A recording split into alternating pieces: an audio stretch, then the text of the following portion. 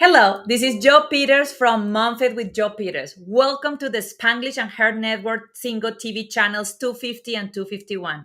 Please remember to download both the single TV in the apps, iOS and Android devices. While you are downloading, make sure that you leave a comment. The app is free.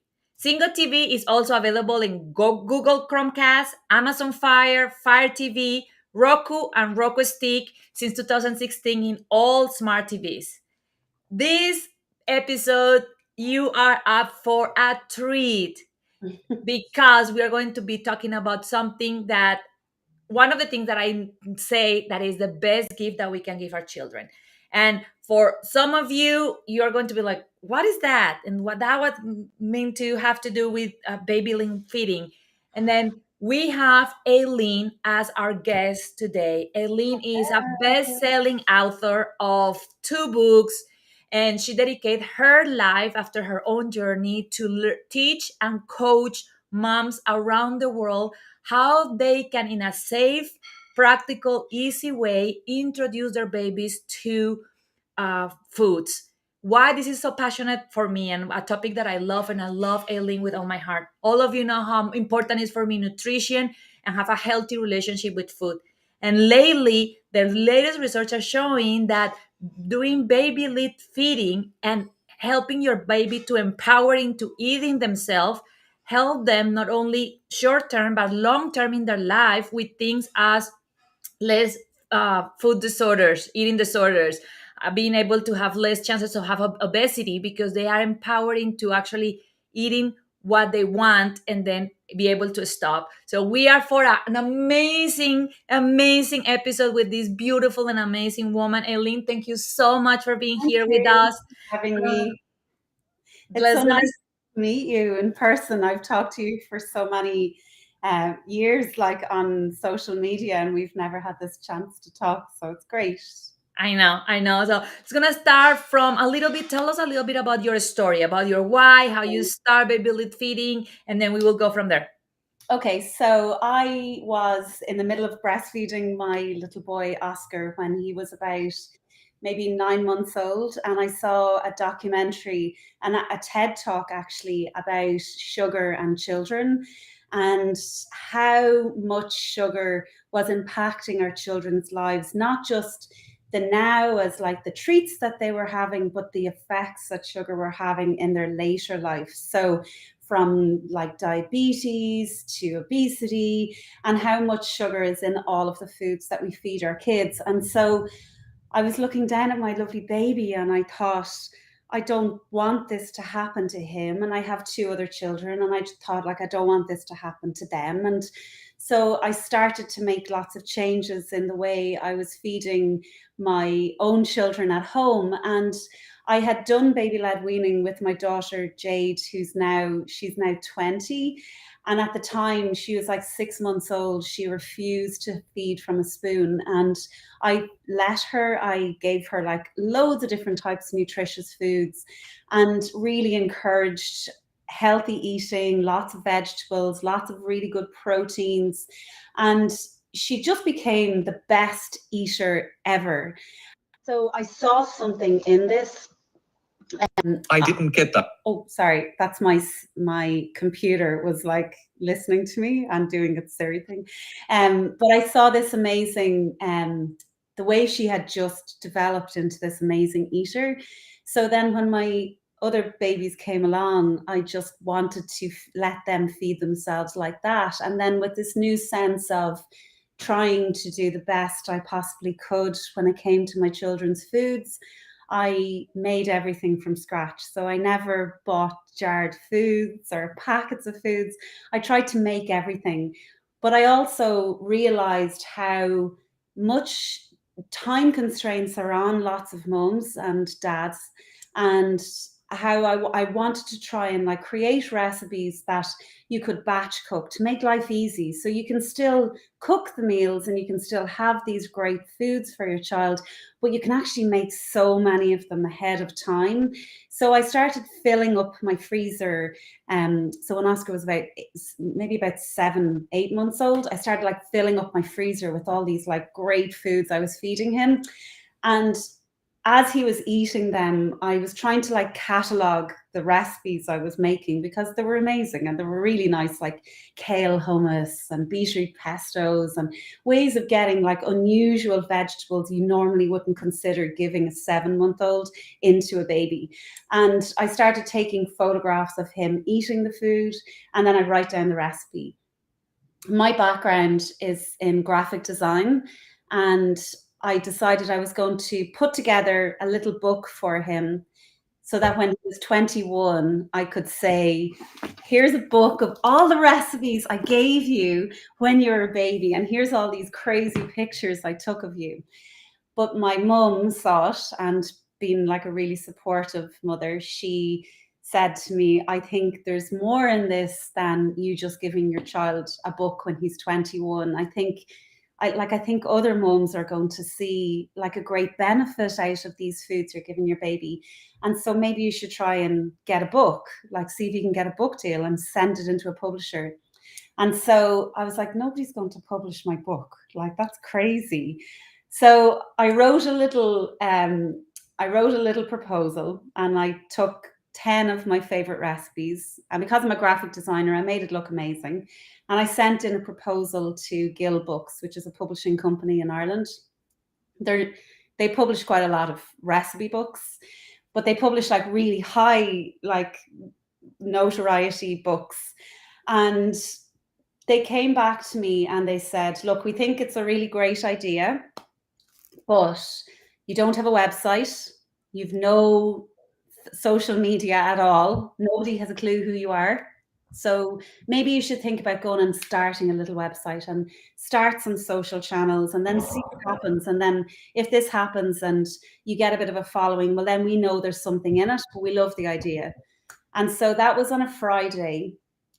And the following Friday, I launched my website and I put 4 recipes up on it, just 4. And that was, so it's the end of September, and the first, I think it was like the 1st or 2nd of October, I launched my website. And on Friday, I published one recipe and a post to Facebook, and I shared it to all the mum groups that I was in. I was like, I'm after starting a page. It has like really nice recipes for babies, and they're all really healthy. I'm not using sugar, but I'm using natural sugar. So I'm using fruit, or I use like a little bit of maple syrup, but this is what I'm trying to do. And by Saturday morning, when I woke up, I had 1,000 people following my page on Saturday. And then on Saturday, I shared another recipe. And by Sunday, I had another 1,000. So I had 2,000 followers on Facebook in 2 days. And then by Monday, I had another. So Friday, Saturday, Sunday. By Sunday evening, I had 3,000. And by Monday evening, I had 4,000 followers. And then suddenly people were talking about it. And I was like under pressure to share like loads of recipes. So I started sharing like 2 or 3 recipes every week, started writing blogs. Then the papers asked me to do some interviews, and I did some radio interviews. But from the 1st of October to Christmas time, I got 10,000 followers. I was at 9,900 and something followers. And I sent an email on the 5th of January to my publisher. And I just said, look, since I last spoke to you, I've been in this paper, I've done this media, I've done all of this stuff. But I also have, and the day I sent that email, I had just reached 10,000 followers. I now have 10,000 followers on Facebook. And she rang me straight away. And the following Tuesday, I signed a contract for my book. And then my book came out the following year and became a #1 bestseller. And then I did my second book. And then I realized I could offer so much more. So I went back to college 2 years ago and I started training to be a nutritional therapist. So now I'm in my second year of nutritional therapy, and I qualified as a nutritional health coach. So I help and I coach moms and like moms and dads, mostly moms, but I coach moms in getting their babies and getting their families to eat better food in a really easy, nice, fun way with delicious recipes that everybody likes. So that's the way I kind of, Yeah. so that's kind of, ta-da!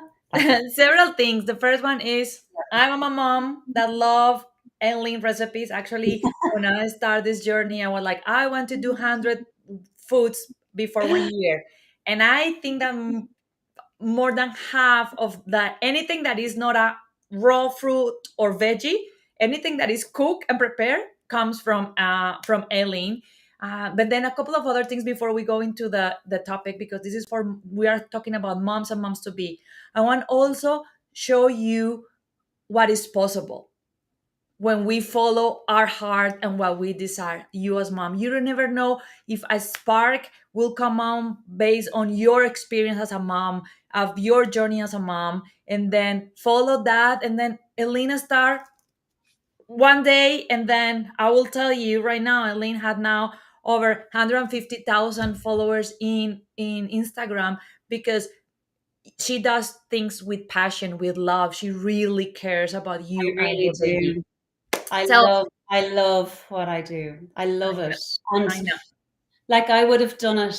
I never monetized anything that I did. I know I've spoken to you about this, but for the first 4.5 years of doing baby led feeding, I made no money. I did it all for the passion of what I was doing. I just wanted to see people feed their kids really good food, and for babies to come the journey of baby led feeding and to get to the end of their being little foodies, because that's what it's all about, enjoying vegetables and not like having happy meal times where you're sitting together as a family and everybody's enjoying food together. And like that is such a gift to give to your child that they take with them for life, that they like can cook food for their friends when they get older, and then they want to do that with their families, and then it's passed on. So that's the gift, I suppose, of what I'm trying to do. Yeah. And I will tell you now, I'm in the other side of the world. Erin right now is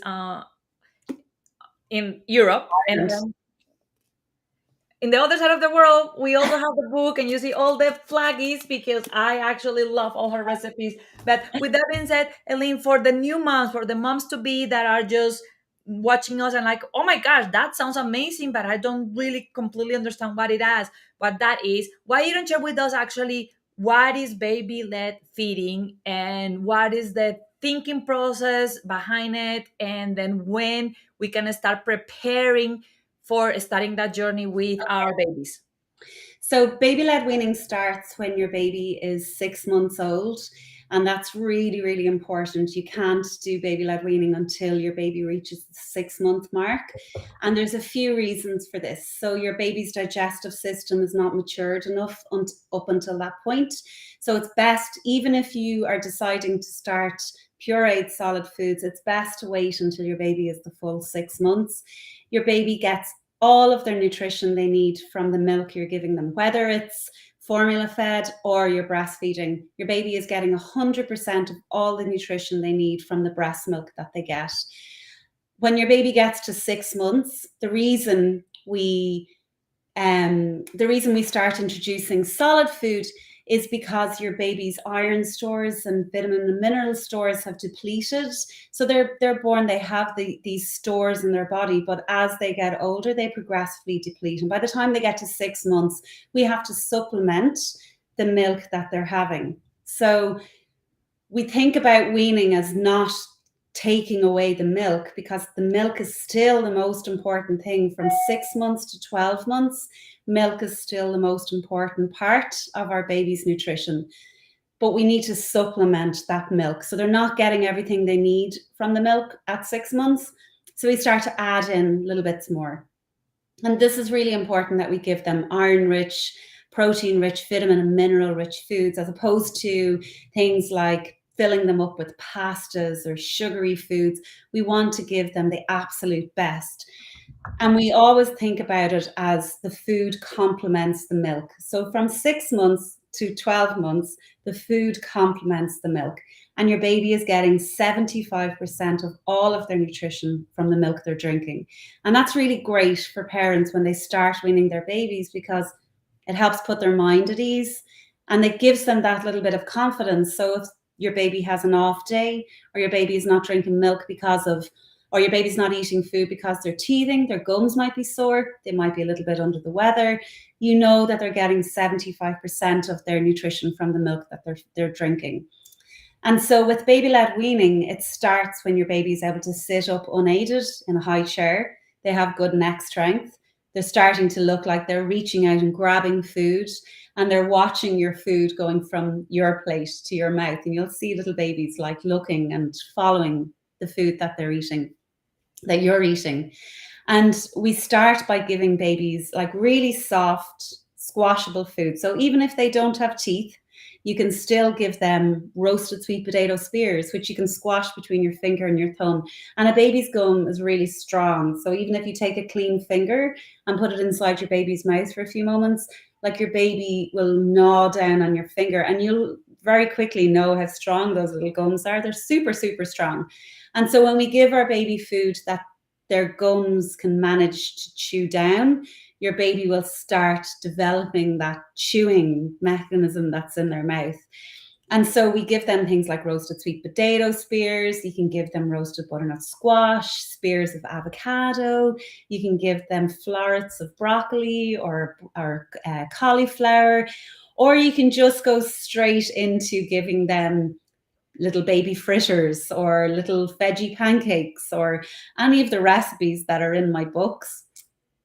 And you just try your best to encourage and give your baby a wide variety of foods. So it's different to traditional weaning, where like traditional weaning, you would like steam chicken and you would puree it with maybe a little bit of banana or some weird concoction of flavors, and then you spoon feed it to your baby. So your baby never gets to see what's in that bowl. They just see what's in the spoon. They see the spoon coming.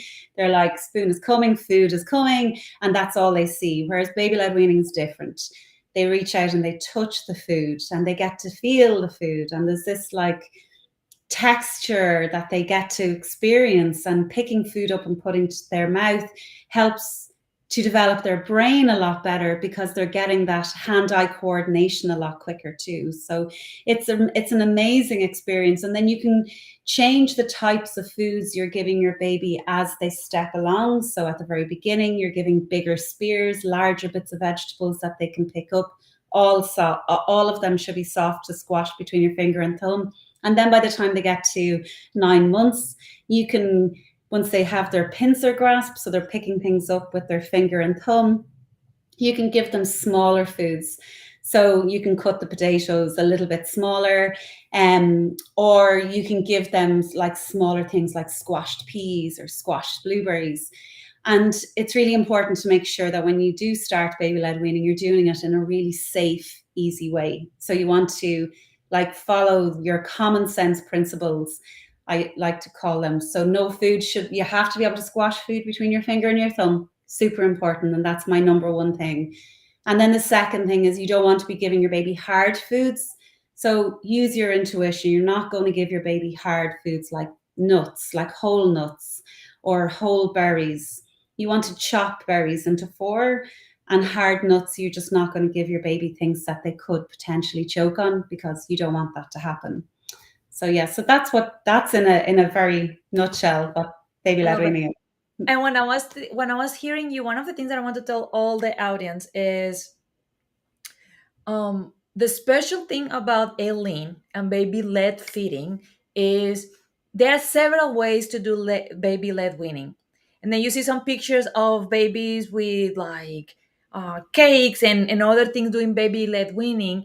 The magical thing about Aileen is Aileen take all the benefits of baby led weaning for the baby, for the development of the baby brain, and also pair it with a supportive, healthy way to introduce foods to your baby. I know that Aileen was talking early on about sugar, and some of you are going to not like me for what I'm going to say, but I'm the coach that you need, not the coach that you want.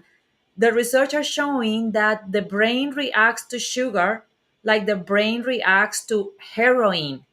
Is that addictive? And then when we start thinking that we are giving our baby 6 months old or 7 months old food full of sugar, then are we going to give our baby a little bit of heroin? We will never do that with our baby. So that is one of the things that I love about Aileen, and is that she's moving into also doing it in a fun, easy way, but a way that is supporting the health of your baby now and in the future. Yeah. Aileen, you were talking about something that I know that the first couple of times that happened, I get really scared, and then I know that there are some moms that get a lot of anxiety about that, and there is something about choking and the Yeah. difference between gagging and choking. Why you don't share a little bit of your wisdom about that part of baby led feeding and how we as moms can prepare for it and support our child in that journey? Okay, so the first thing to say is that there's no higher risk of your baby choking with baby led weaning as there is versus traditional weaning. They're both the same. So most children, when they do choke, they're going to choke on things that are really hard, like whole nuts, whole grapes, round berries, coins, things that you leave lying around your house. Like they're the things that children normally choke on. Or if a child gets hold of popcorn, popcorn is one of, I think it's like the number one thing that that children under the age of 5 choke on. So there, that like that is going to happen if your child is going around your house. The chances of choking happening with baby led weaning are no more high risk than versus traditional weaning, and that's really important to know.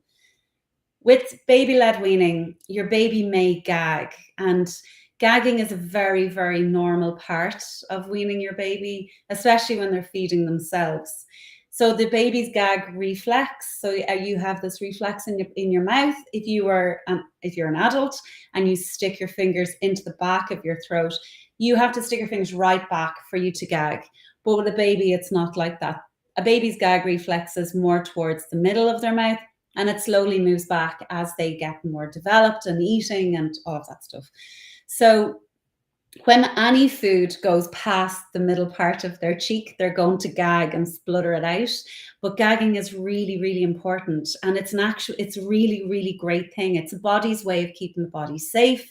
It teaches your baby not to overstuff their mouth. You teach your baby how to chew. And so some babies will gag lots and some babies don't gag at all. I did a baby led weaning talk yesterday morning. Yeah, the day before yesterday. And a mom had said to me, our baby gags all the time. And her baby was like maybe 7 months. And then there was other moms that were there like saying, well, my baby did that as well, but they got progressively better. By the time they get to about 9 months old, they should have stopped gagging. So gagging will reduce down a huge, huge amount as your baby progresses with weaning. And if there is any issues with choking, or if your baby, some babies unfortunately do that, they swallow food and they might have issues with their swallowing mechanism. And in that case, if that does happen, you need to know what to do. So it's very important to do a first aid class. Sorry, my it's very important to do a first aid class. So if you do a first aid class, you know the difference between what choking is and what gagging is. Gagging is loud and spluttery. Your baby coughs like like their eyes might water. They get red in the face and they push the food out, but they will push the food out. And it's really important when your baby is doing this not to put your finger in your baby's mouth and not to specifically do this, jump up and go, oh my God, he's choking, because that's our instant reaction, is to do that. And the issue with that is that when we do this, it can frighten our baby, and then your baby might go, and if that is the case, the food will go down, and that's not what you want to happen. So the thing you have to remember is that you have to, when your baby puts food in their mouth, sit with your hands under your legs, and you need to count to 10. So if your baby starts gagging and your baby is trying to work food out, you need to let them work it out on their own, because they will. And the more you try to help them and try to pat it out and do all that kind of stuff, it'll take longer for them to develop this themselves. So you're better off sitting on your hands and counting to 10, just going 1 Mississippi, 2 Mississippi, 3 Mississippi. And then after 10, if they're still struggling to get it out, you can give them a slight pat on the back or try to like lean them forward, because leaning them forward will really help them. And these are the most important things. Yeah. If your baby is choking, choking is silent. And choking happens when a very small piece of food goes down into their windpipe and gets stuck in their windpipe. And their windpipe is the size of a straw, like a drinking straw.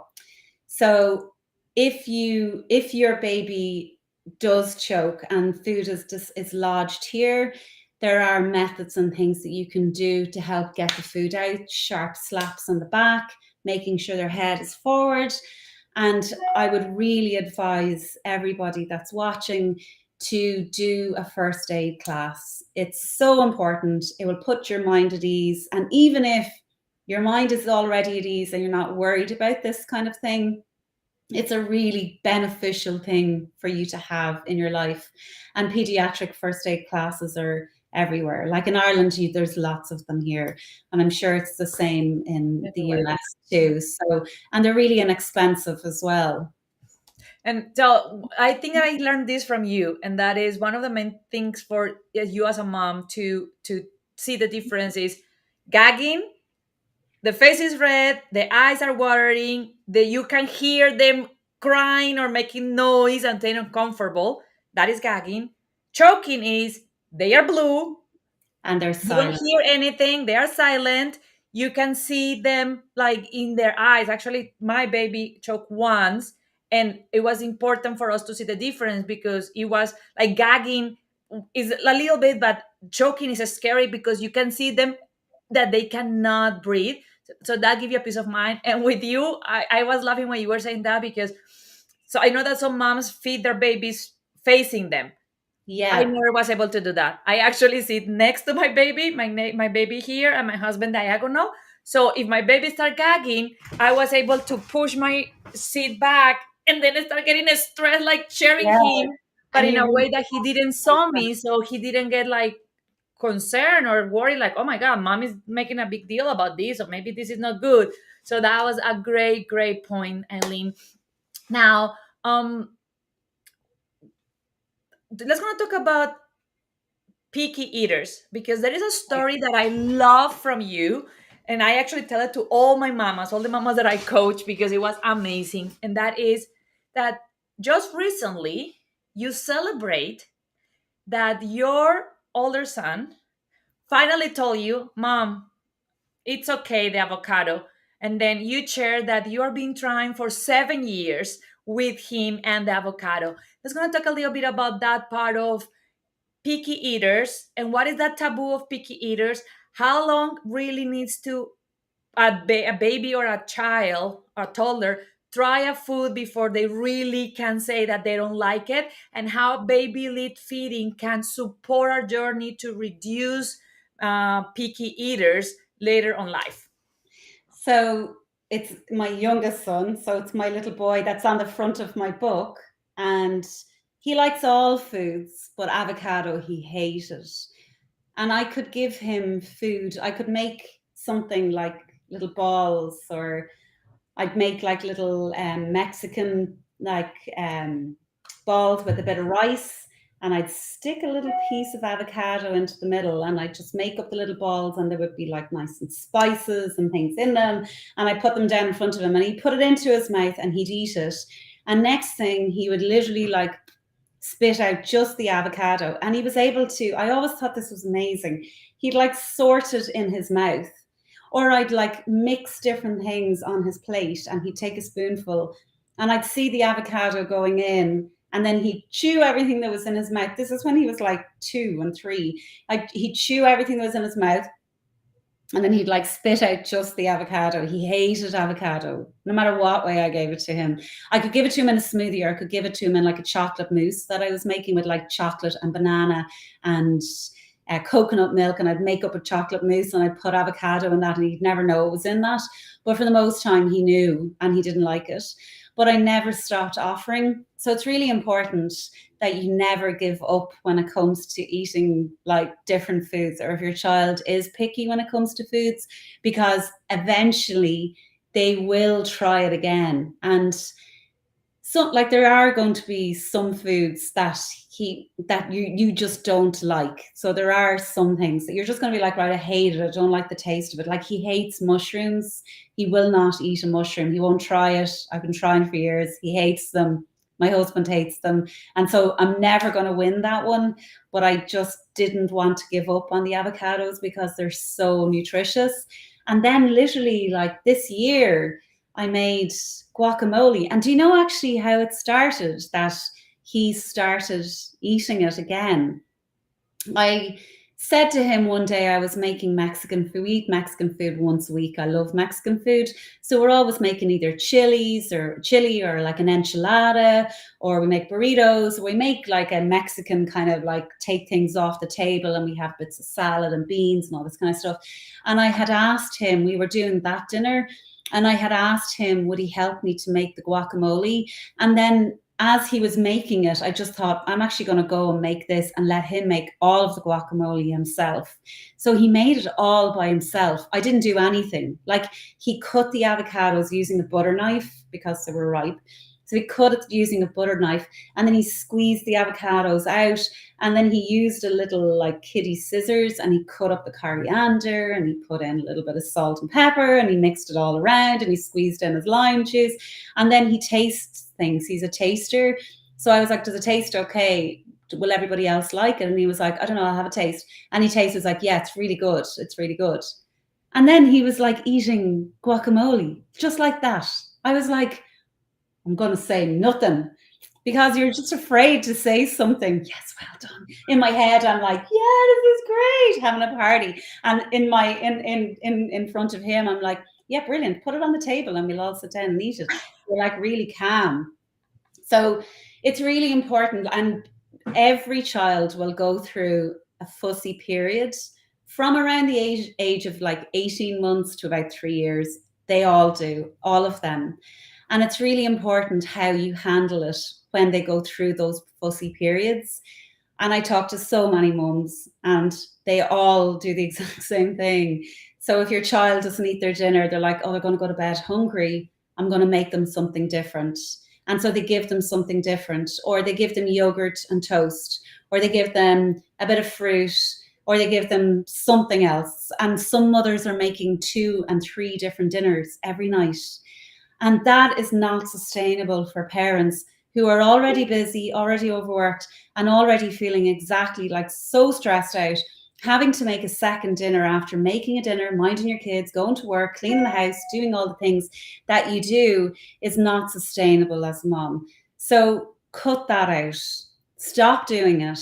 Give your kids the dinner that you're giving your kids, and that's it. And that's your job. You feed your children what you want your children to eat. And if they don't eat it, their job is to eat it. And if they don't eat it, that's okay. You just have to step away and you have to say, okay, it's there if you want it later on, but that's it. That's all they get. They don't get toast, and they don't get yogurt, and they don't get anything else. And my kids, all of them, all 3 of them went through this fussy period. And with all 3 of them, I had to really try, and especially with Oscar, because my littlest boy, especially with him, because I had started baby-led feeding, and I had all these moms following me. And then I'm like, my kid's not eating vegetables. And he was like going crazy if I put like broccoli on his plate. And I'm like, what am I going to do? I can't be a mom that's like telling other kids to eat broccoli, and my own kid is not eating vegetables. And so I was really struggling with this, but I really stuck to my guns. And when my husband was like, just give him a slice of toast, or just give him a bit of yogurt, I'm like, if you go to that fridge and you take out that yogurt, I swear it is divorce, because that's how strongly I feel about this. You are out of here and there's no coming back. So he's eating his dinner. And if he doesn't eat his dinner, that's it. He goes to bed. And like he goes to bed like it is bedtime, but he doesn't get anything else.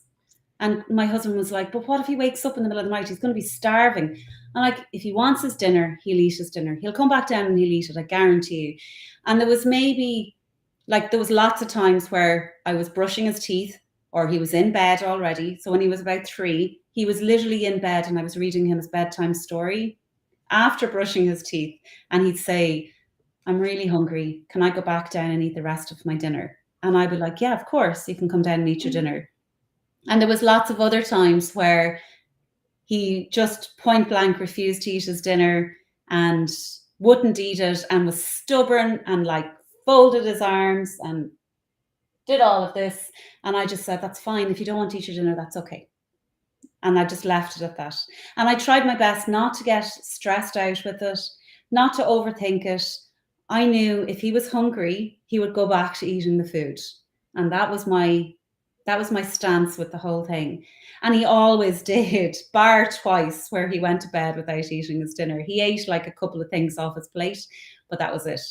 But that was really like, it's tough and it's not an easy thing to do, but you have to stick with it. And you have to be strong with your husband, and people, y'all have to be on board. I love you. I love you so much. You are phenomenal. So a couple of things on that one that are important because is our maternal instinct and is so important. What from the psychology part of how the brain develops, like we are very good into labeling our children. Oh, he's a picky eater. He's then I have to give him other things because then he's going to starve. The reality is, look what Aileen said, between 18 months and 3 years old. What else happened in the brain of a child on that time? That is the time that a child is tasting boundaries, is tasting his or her will versus yours. So it's not about the food, it's about their little brain understanding their position in the world, their position in the family.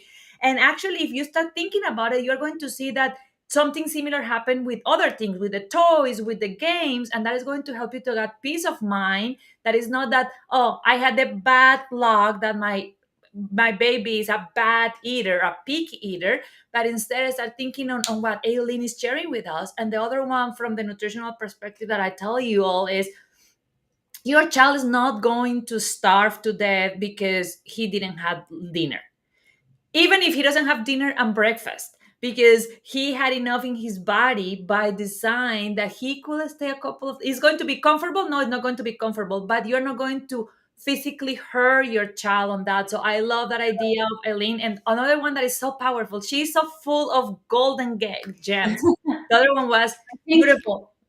I think from, like, if you think about it, from when they are like 2, the only things that they can control in their life is what they put into their mouth. They can't control what time they go to bed.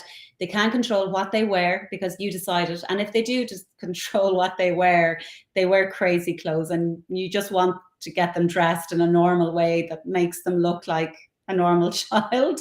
They can't control anything in their life. The one thing that they can control is what they eat. And so they all go through that fussy period because it's all about the control that they have. They suddenly realize, oh, I don't have to eat that. You can't make me. You can make me shower, you can make me brush my teeth, you can make me I'm get in not bed, eating that broccoli. but I'm not. you cannot make me eat. Absolutely. The other thing that I want all of you mamas to write down, this is a wisdom that Eileen is sharing with you that is so powerful. Your job as a mom is making the food and feeding the baby.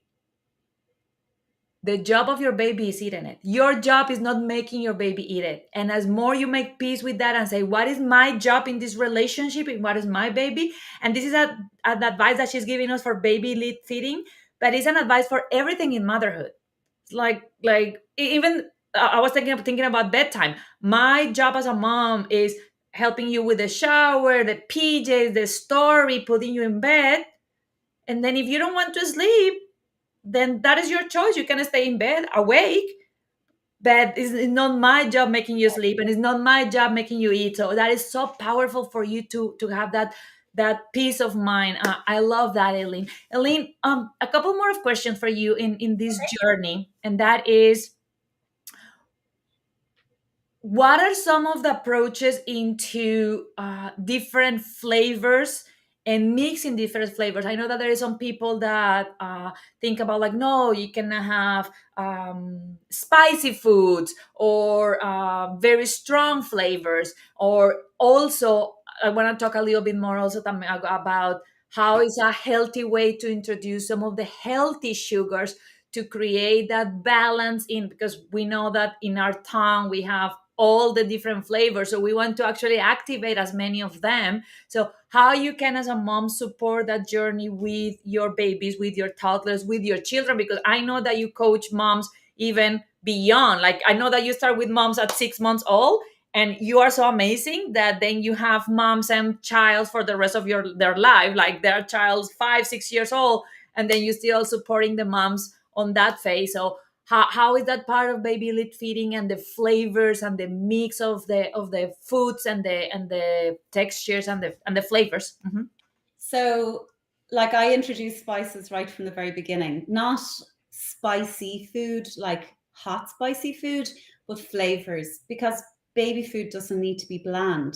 And traditionally, our normal foods are, like I said before, like steamed vegetables with like boiled chicken mixed and pureed together. It's very bland, like really plain, non exotic flavors at all. But the number one recipe on my website, actually there's two. The first recipe that's my number one is like a butternut squash, vegan butternut squash pasta sauce. And the second most viewed recipe, which has like 700,000 or 800,000 views on it, is a chicken tikka masala curry for babies. And it has cumin in it, coriander in it, paprika in it, turmeric in it. It doesn't have chili powder, but it has a little bit of garam masala, but I only put in a very small amount. Um, and it has like seeds, and I put the seeds into the pan, and I caramelize my onions, and I add tomatoes, and I put all the vegetables in, and I slow cook it in a slow cooker. And that is the most that's like the one of the recipes that loads of moms have started weaning their baby with, which is crazy to me to think about it when I think about like all the kind of milder recipes I've done. That one is the most viewed.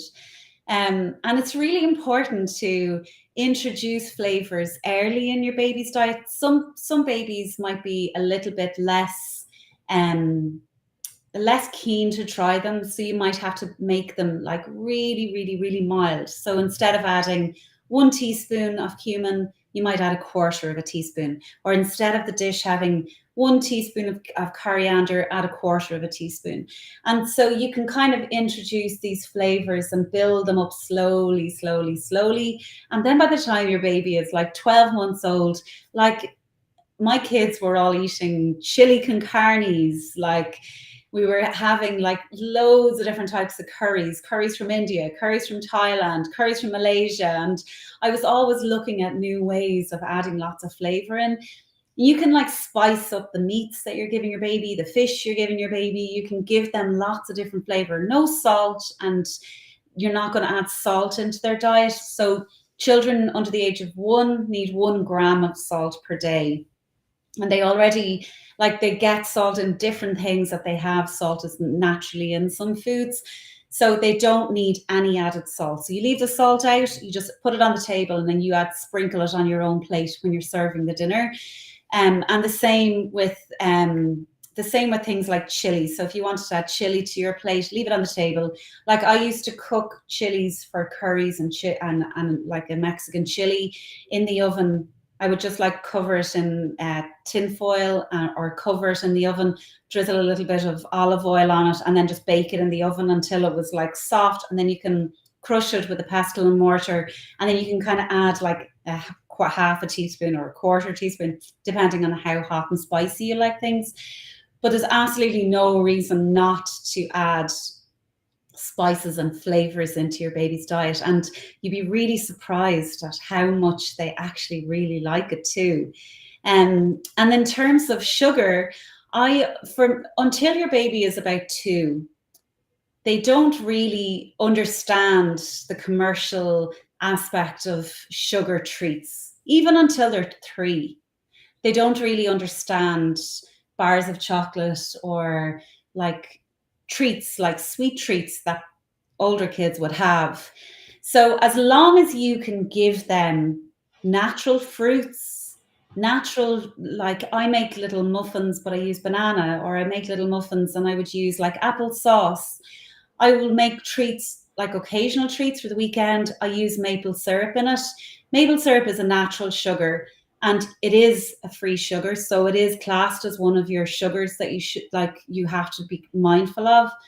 But when I add it into my recipes, I know how much sugar is in every single portion that I'm giving my child. So if I'm making sweet potato chocolate truffle, there might be 4 grams of sugar in 2 of them. So I know, right, I'm going to give him like 1 of them.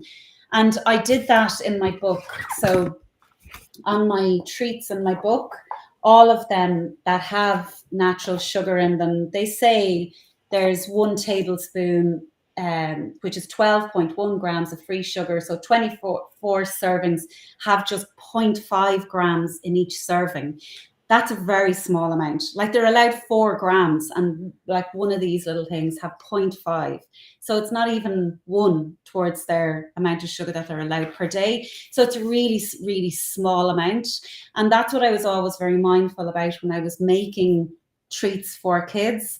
It's not that I'm trying to, like, I know there's lots of people out there that will say, just have a bar of chocolate, and it's okay to have a bar of chocolate. And it is if you're older and you, like, I would eat chocolate, and my husband and like my older kids now all eat like treats at the weekend. We have a treat day. But during the week, we don't eat treats. We don't eat like unhealthy foods. We try to limit the amount of sugars that we're having, and having that as like, okay, Friday, it's a treat. My kids get to go down to the local shop.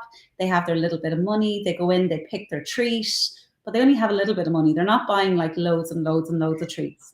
But making treats up until your child is about 3, you want to be able to make healthy treats for them because they don't notice any other difference. They don't know the difference between these treats. And And one thing that I want to point out there that is very important on what Aileen is saying is, because that is something that society is being putting us, and that is why I love Aileen's work, is, oh, you either can have treats and enjoy, or you can eat healthy and don't enjoy. And that's not true. Like last weekend I did Aileen's banana muffins, and they were fantastic for Elliot, for my husband, for me. They were a treat. They were sweet, they were nice, and they were healthy. So that is the first one. Then the other one that I want to share with all of you, for you to know, is every mom decide, but my experience in my research, refined sugars are 200 times more sweet in your body than natural sugars, like Erling was saying. So if since early on you give your baby those refined sugars, it's going to be a lot harder for your baby to enjoy and taste the natural sugars, yeah, because it's incredible. I gave up. So when I watched that documentary on childhood obesity and sugar, I gave up eating sugar that day. So I looked at every pack, everything I bought in the store. I would look and see, does it have sugar in it? And if it had any types of sugar in it, or it wasn't natural, it had additives, preservatives, or any of that kind of stuff, and it wasn't like a natural product, I didn't eat it. And for 4 years, I ate zero refined sugars. So zero products that came into our house. I didn't eat any of them because I thought, like, if I'm feeding my baby in this way, I don't want to be hypocritical in front of him and trying to get him not to eat sugar, and then I'm eating it, or I'm having a sneaky bar of chocolate, or I'm doing this. Like now I've gone back to eating sugar, but I remember at the time, I think I was off sugar like 3 years. And I remember going in and getting a scoop of ice cream in an ice cream parlor when we were on holidays. And the met the my head, I felt like my head was going to explode with the sugar. And I just got like, so like, Jesus, like I'm all over the place. Like I felt like really like just all over the place. And so it's really important to try and like balance that out. So eating less sugars, having them minimal times, like not eating them all the time. It's very important. And it's very important for our kids too. The obesity crisis is going up, it's not going down, and it's getting worse, not better. And so we all are responsible for what we are doing with our kids right Absolutely. from the very beginning. And whether you give kids little homemade treats that you're giving them, or you give them a store bought treat once a week on a Friday or a Saturday, that's okay. But just once you're mindful about that. I love that. Elaine, I will probably have to figure out how to bring you back because I still have so many questions and we are running out of time. But before we leave, one that I know happened to me and happened to some moms, and is, what is your advice for that frustration that we feel when we spend a lot of time and love and energy making this recipe, and then we give it to them and they're like, But that's the thing. You're not going to get frustrated about it. You're going to take a deep breath. You're going to know that you've done a great job, because your job is to make this really good food and put it down in front of your baby. And your baby's job is to eat it. And if your baby decides they don't want to eat it, that's totally okay too. You just have to keep putting it back. And if they throw it away, put it back. Or if they throw it again, take it away and just say, it's okay, you can have it when you're hungry. And then they always go back to it. And I've loads of examples of that totally works. If your baby is hungry, your baby will eat. So before we wrap up, for all those mom to be's or those moms of babies that are 0 to 6 or 0 to 9 or 0 to 12, what is something that you want to tell them first, as encouraging why they need to? One thing I'm going to tell you, you all need to follow her, but why they need to explore doing baby lead feeding with them. And then the other second question is, if it's too late, when is too late to start baby lead feeding? And let's gonna it's wrap up never with that. too late. So all babies will get to the point where they're feeding themselves around the 18-month mark anyway. So they all get to that part, but it's the journey from 6 months to that part that's amazing, that you don't want to miss out on. So if your baby is 9 months old, you can start giving them soft, easy to manage foods, and that's totally okay. And if your baby is around 6 months, or your 4 month baby is 4 months old, and you're thinking about starting baby led weaning, I brought out these flashcards, which are brand new. I've only just released them in the last couple of weeks, and there's 30 cards in this pack, and they're basically the 30 questions that I got asked the most. How do I give my baby spices, herbs, meat, fish? How do I prevent choking? What's the difference between choking and gagging? And all the different tips which you can get on my site. And follow them, bring them and sit them down at the table beside you when you're feeding your baby. So you have these as a guide, or you could stick them on the fridge and use them. And the other thing is my book. And I'm not trying to tell people to go and buy my book, but my book is really good. It is brilliant. And it's the journey that I had with my baby from when he was 6 months old. And it's like there's 167 recipes in it for baby led weaning. They're all for baby led weaning, and they're all really nutritious. They're delicious, and they're recipes that you will eat as well. So get the book, and if you're worried about starting baby led weaning and you need the guidance, get the flashcards and use them, and mark the recipes that you like, and fill up your freezer with really good food, and then message me, because I love talking to mums. That's how I met Jo, and we got talking about baby led weaning when she had a question, and it's all about making people feel happy and secure in weaning their babies so that they have the best journey ever. And that's what it's all about for me. That's all I want. So, mamas, couple of things that I want to do before we close the show. First, if you are pregnant, put the flashcards and the book in your registry. That is an amazing gift. If your mother-in-law, if your mom want to give you a present, that is a perfect present for you and your baby. So start since now, since you are pregnant, start now to prepare. And then the second one is, you all know that my biggest thing is having a support team around you for you to win the marathon of motherhood. And Aileen is one of those team members that you want to have in your team, in the back of your corner, helping you and supporting you. Aileen, thank you so much. Thank This you was so much, amazing. Jo. I love you. Thank you so I love much. you And too. we need Thank to you do so this much for again. having me. Okay. Okay, this show can also be heard on the Spanglish Radio Network. Please check out www.spanglishworld.ca for all the news and programming. Spanglish World. Watch it, hear it, read it, download it, and live it.